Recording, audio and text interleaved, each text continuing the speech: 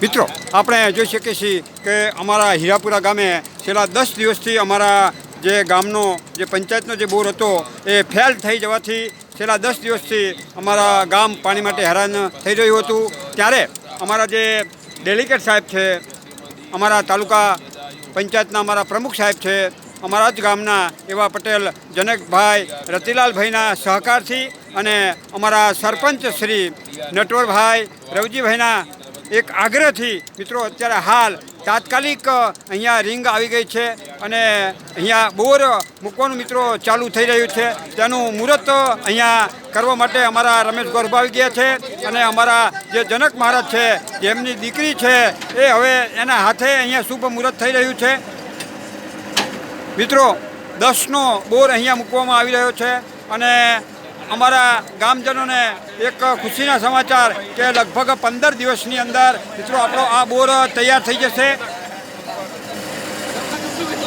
જો મિત્રો હવે આપણે જોઈ શકીએ છીએ કે આપણા જનકભાઈ, આપણા જે ડેલિગેટ છે, આપણા તાલુકા પ્રમુખ, એમને અહીંયા આ શ્રીફળ વધેરી અને અહીંયા શુભ મુહૂર્ત કર્યું છે અને મિત્રો આપણે જોઈ શકીએ છીએ કે હવે આપણા જે બોરની જે રિંગ છે એ મિત્રો શરૂ થઈ રહી છે।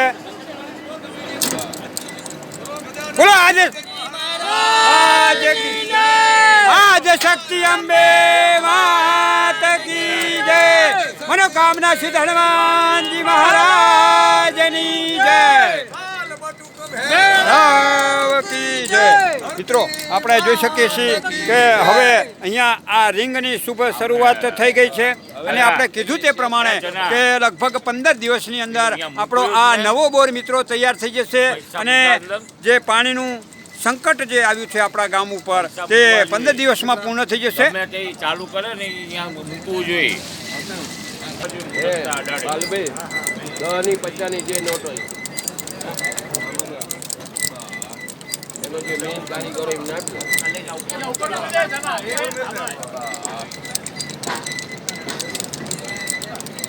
મિત્રો આપણા જનકભાઈ અને આપણા જે કીધું તે પ્રમાણે આપણા સરપંચ નટવરભાઈના એક આગ્રહથી અને એક તાત્કાલિક મિત્રો અહીંયા આ રિંગ આવી ગઈ છે અને ચાલુ પણ થઈ ગઈ છે અને હવે આપણા જે જનક મહારાજની દીકરી છે એ ગોળ ધાણા ખવડાવી અને આ રિંગ જે ચાલુ થઈ છે એનું શુભ મુહૂર્ત કરી રહ્યા છે। જો આપણા રમેશ ગોરબા પણ ગોળ ધાણા ખાઈ રહ્યા છે અને અન્ય આપણા જે ગામજનો આવ્યા છે તેઓ પણ ગોળ ધાણા લઈ રહ્યા છે।